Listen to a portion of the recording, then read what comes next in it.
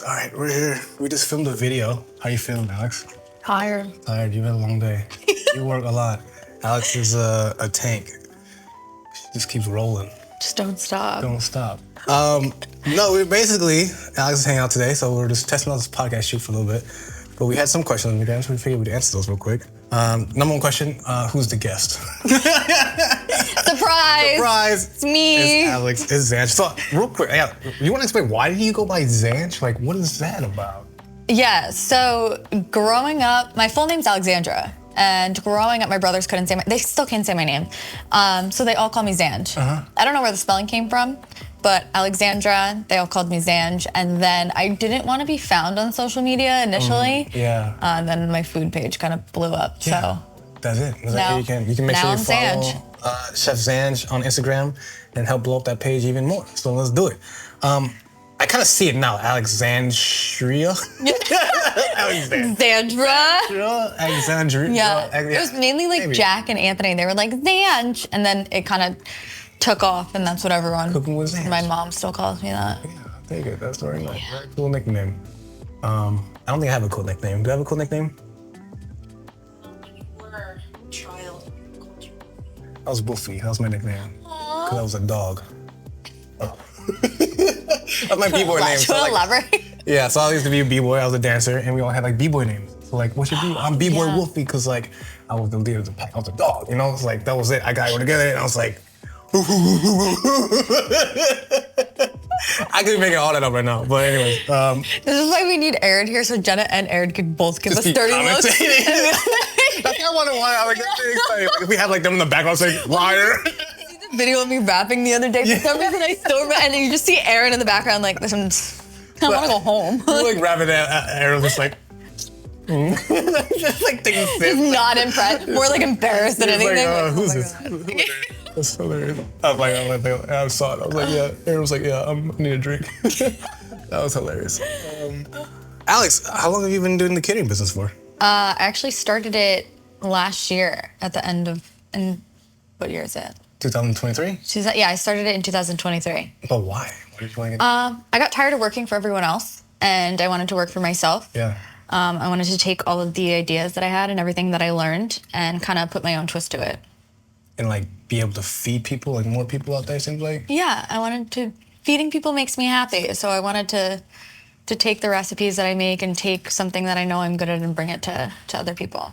That's really exciting. I think that's like a certain joy with food when you can create something with your hands and then give it to somebody and see them like enjoy it. That's like really satisfying, I think. Yeah. I said that the other day. I was like, there's nothing more satisfying than seeing the look on people's faces of how happy they are when you give them something that you put a lot of effort into making.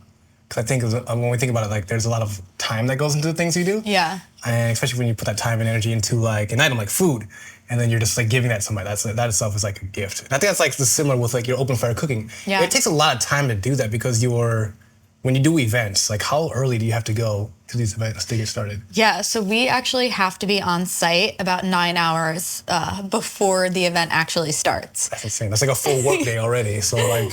Yeah, so we have to make sure, so it takes about half an hour to unload, and then you have to get everything set up. Then you have to get the fire going. You have to make sure that it's the right temperature, it's not too hot, and if you're using charcoal, it has to be burning correctly, and then you have to make sure that you get the wood on so you're getting that smoke flavor. And then if you're doing the whole hog, you have to get that on at least 7 to 8 hours before you're ready for the initial show. So what we've actually been doing is, with our experiences, we've been doing an hour to an hour and a half of charcuterie and hors d'oeuvres. And that kind of ensures that, people are fed, but they're also watching the food and the entree that's going to be cooked in front of them. So you have anything from lamb legs to prime rib to tomahawks that were just hanging on the fire table that we had custom built. And you're still eating snacks while it's leading up to then us dismantling the whole hog and the steaks right in front of you. That's insane. So it's like a dinner and a show experience all in one. And you bring it all to your guests at their house, any event center. Any event center, your house. We kind of wanted to give people more of an experience than just your typical like catering or your typical like, oh, here's a buffet style. We wanted to be able to give people a show and to make sure that people leave full. that's like, I remember when you first had that idea, you were talking about bringing open fire cooking up to New Jersey. And I was like, I'm not gonna lie, I was skeptical about it. Yeah. I think I even told you, I was like, oh, I think that's a Texas thing. I think that'd be really good in Texas. Like, you know, but if you feel good about it, you know, then definitely go for it. I don't You're so supportive. I was like, I told you straight up, like, I don't know how it's gonna do up here. But honestly, like, I was like, you seem confident, you have a skill. It's definitely a niche market. Like, even in the tri-state area, people are seeing it and seeing what you're doing. You're having a lot of success to do it. You're having a lot of success doing it.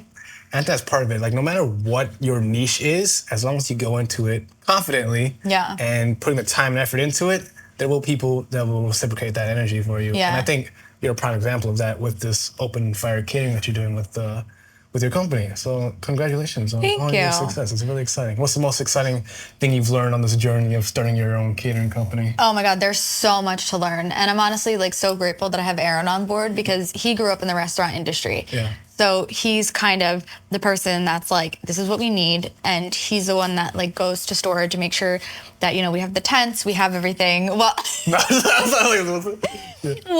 I like go to the store, I prep everything, I make sure all the food aspect is ready while he makes sure like all the behind the scenes things are ready. So I'm super grateful for that because, you know, I don't think if he was involved, I would honestly be able to do it by myself because there's a lot that goes into it, especially with the open fire experience. And to what you were saying, like, you were 100% right. Like, the marketing has been the hardest part and the biggest lesson that I've learned. And what I've been doing is making promo videos because when you say open fire, nobody has any idea what you're talking about in New Jersey. Like, you open the fire over the stove. Like, what? So now I like hired Corey, the videographer, and, you know, I've been taking pictures. And now what I've been doing is I've been taking my promo video and photos, and I have like a whole little spiel that I say like, hey, my name's Cookie Manzan, Joe's on Next Level Chef. Like, these are some of the things I did. You know, I emceed at Memphis in May, XYZ. And then I attach the video and I'm like, this is what I have to offer. Because before, when I was like, hey, I'm offering an open fire experience, everyone's like, what? I don't know what that is. Exactly. And now more and more people are seeing it and realizing that it's in the tri-state area. And we've been gaining more clientele, which is great because then people are like, I want this in my backyard. Because this is definitely, I think this is the first time I've ever heard of an open fire experience in New Jersey. So I think you bring that here is very exciting. And I think people seeing it when your marketing strategy, like having people actually see like, wow, that's a fire pit in my backyard and there's a whole pig there. That's really exciting. No one ever sees that before. So I think that's really cool. Like the whole culture of it being like, I think you picked this up in Texas, like the people doing it and the culture, the whole community around it. So I think that's, and then you bring that back to New Jersey and like you're introducing this whole new culture to the people here. Oh, 100%. And there's just something so primal about the open fire too. So like, you know, it takes everyone back. Like you're drinking good bourbon, you're drinking good wine, and then you're seeing your food cooked in front of you. You have the smell of the oak. You have, you know, you're looking at fire. You're seeing the hog. You're literally coming to a party and watching everything just be slow cooked in front of you. And I think there's just something to it where, you know, it just makes people happy being able to see what is going to be put in front of you and how much time and effort that it takes to actually make. Yeah, definitely. If anyone's there 9 hours before watching you get cooked. But Aaron's not okay. Aaron's not okay. Aaron's not okay, but everyone else is happy. That's funny. So like, example, so like you get there 9 hours before the party starts, and then you start the cooking process, you add the pig, you add the other meats, and then what time do people start to show up? Like an hour before the proteins are done, or 2 hours before the proteins are done, or what? So like a lot of our parties either start at like 5 or 6 o'clock. So normally what happens is like Aaron and my brother will like load the car, get to the party. And then I won't show up until about 2 to 3 hours beforehand. So then I'll go make sure everything's okay, and then set up what I need to set up. So like for charcuterie, I'll set everything up. And because I'm really stubborn and I don't know how to accept help, I'll try to prep as much as I can before my hired help arrives. And I'll try to like set up an easy assembly line to be like, hey, this is what needs to be done. This is what we're gonna set out. And this way, everything can just be easily put out and it's smooth sailing throughout an entire party. It's almost like ease of mind, like you want it to be done right, you do it yourself kind of that mindset, but then also like when your help gets it, you don't have to delegate as much. You delegate 1 or 2 tasks and then they just repeat and do that the rest of the night versus like, hey, you've got to cook this pig and break this pig down and then you wanted to make it look like a seamless service. Well, and that's my favorite part too, is like is taking apart the hog. Yeah, I think we could tell from the videos that you enjoy that part. You're like, It's actually, so fun. yeah, you're hiring me for me to come out and have a good time. Yeah. It's like, what would be your, like, when you're breaking down the whole pig, what's the best part? What's the best cut? Oh my God. So it's really funny that you asked that because when we first did it, we were being so meticulous with everything. We were like, okay, here's the leg, here's the loin, here's the shoulder. Like we were breaking the whole hog down into different parts. And then we realized nobody cares. No, Like, at that point. nobody cares. So at that point we were like, screw it. We're just gonna shred everything, chop it up, put some skin on the side, and you're gonna get it in a bowl. And nobody cares. Yeah. So you're like wasting all this time like butchering everything down to like each piece, and you're like, look, and you're excited about it, but everyone's like, I just want to eat it. Right, just give it to me now. So, yeah, we stopped doing that, and then, but I will start out with the leg. So, a lot of the times we'll put the whole hog down, we'll let it rest for a little while, and then. Since it's so crispy, I will literally chop the leg off and I'll like hold it up because at that point all the juices are falling out, and then everyone's like, ooh, ah. And then I'll go down the spine. I'll take the loin out, and then I'll work my way up to the shoulder. Yeah, I think we have some footage. Let's cue the footage of Zanj breaking down a pig. And there she goes. She's breaking down the pig. She's cutting the leg off, holding it up for the juices to fall down. All right, awesome. Commentary, sports competition right there. Josh, 9 to 10 o'clock. I don't know why that showed up now. What's that? Reminder to go to Josh's house. Now? Now. Good thing you're early. I'm here. All right. Well, anyways, guys, we're running late. I didn't realize what time it was already. We're not even gonna record. We're just gonna answer some questions. But we had some quick questions for our guest today. So we're gonna ask. All right. What is your least favorite ingredient to cook with? Oh. It's so late. My brain's not working. Beans. Beans. And peas. I peas. hate peas with a burning passion. They are the most useless vegetable on the face of the planet. 2 peas in a pod. I think there's a use for that saying. So we're gonna launch a series where we talked about it, where I will be cooking for our guests with an ingredient that they don't like. And I think you were the first one to comment. You were like, peas. I was like, all right, well, we're gonna make a green pea risotto with scallops, and I'm like, we're gonna make it great with fried peas. It's crispy peas, everything, so. I hate peas. I haven't, what is it about peas? Like, I just think they're useless. Just like, look at you useless pea. Why are you here? Like, if I see a dish that has peas in it, it's no, like automatic. Like peas and carrots even? No. Really? Just have the carrots. I feel like peas and carrots is a classic summertime vegetable. They taste like nothing. They're a waste of space. They don't even take up that much space. I'm taking all my anger out on peas right now. That's hilarious. All right, I accept the peas. Peas. I accept the peas. Okay. Is it all peas or just green peas? Just green peas. Like I like chickpeas. Chickpeas are nice. Because they're also beans, or garbanzo beans. But just is it because they have a different name? So maybe if we give them a different name. Green peas. If you can trick me. Split peas are okay. Split peas I like split peas. They're sweet. But like green they're peas. Legume. I mean, if you can make me a dish too, with green peas and I like it, I'll get you Wagyu. What? I'll get you Wagyu. Okay, we'll get some Wagyu. So we just paired some peas and Wagyu. Yeah. I dig it. Yeah, I mean, peas are, I don't think they're terrible. Like, there's not that much hate towards them, but all right, that's fine. I would say my least favorite ingredient to cook with, I don't know. Flour. I don't know. Flour? No, I love flour because it's bread. Yeah. I like fruit. I don't like cooking fruit.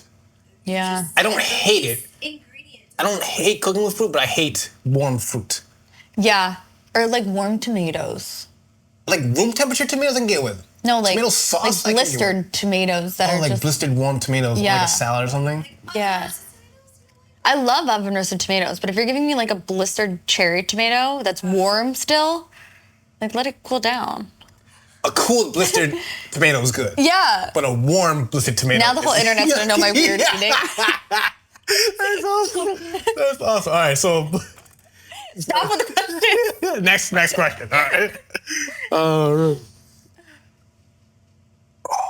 Uh-oh. This is from Spammy TKD, okay? If you can have only one ingredient to cook in every dish for the rest of your life, what would it be? So you have an ingredient, you have a dish, and you can only add one additional ingredient to it. That's what it sounds like. What would it be? One additional ingredient, and that's the only thing you can use? Yeah. Because, like... I'm thinking seasoning. That's what, or seasoning if you wanted to add like an onion as a seasoning, or like onion powder. Like salt. You need salt. Salt is my first answer. But then, like, if you're talking about like an ingredient, I would say like garlic. Salt and garlic. Yeah. So if you're talking like a produce ingredient, garlic. I could Or butter. Like, but that, no. So you could use cream. Yeah, I think salt. Salt is the, like, Yeah. salt and oil would have to be my top. Yeah. Because you need... In place of oil, you can definitely use like Like animal fat. Yeah. Yeah, true. That's oil. I'm gonna say salt. Salt's my Yeah, answer. salt. Yeah, Salt. salt because like salt, it's not a seasoning, it's a flavor Yeah. enhancer. So you use it to bring out the flavors of the ingredients. So if you use a little salt in chicken, Yeah. chicken tastes But good. here's where I would have a problem with that is because I have a whole cabinet full of salt. So if you asked me to pick one, I wouldn't be able to do it. Because there's different salt, kosher salt, Yeah. flaky salt, Florida salt grease, I have Celtic salt. I have like Celtic salt. so much salt in my Himalayan house. pink salt, black lava salt.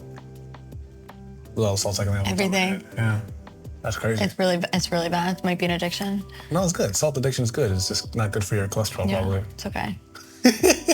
All right, that's great. If you guys have any questions, make sure to just ask us. I guess we're pretty reachable to our DMs. But no, thanks for sticking around after our shoot today. We're gonna post a full video of Zanj cooking up a Cornish hen, so stick around for that video. Chicken. Chicken. It's a chicken Cornish hen. Same Chicken thing. Cornish They're hen. poultry items, a bird of some sort. Yeah. But no, appreciate you coming around, sticking around with us in the studio. Thanks for cooking with Zanj today. If you like this, make sure you like and subscribe and follow us on all of our social media channels. We'll post that down below. And we know you love food, but Don't forget to love food more. don't forget to love food, Maria. We'll see you in the next episode, and we're out. Peace. Bye.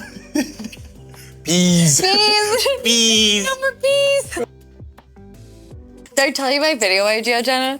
It was, I was gonna like grab Jocelyn and Jaden and like slide in and be like, let's show you how to love food more. And then Josh is gonna come up and be like, what are you doing in my kitchen?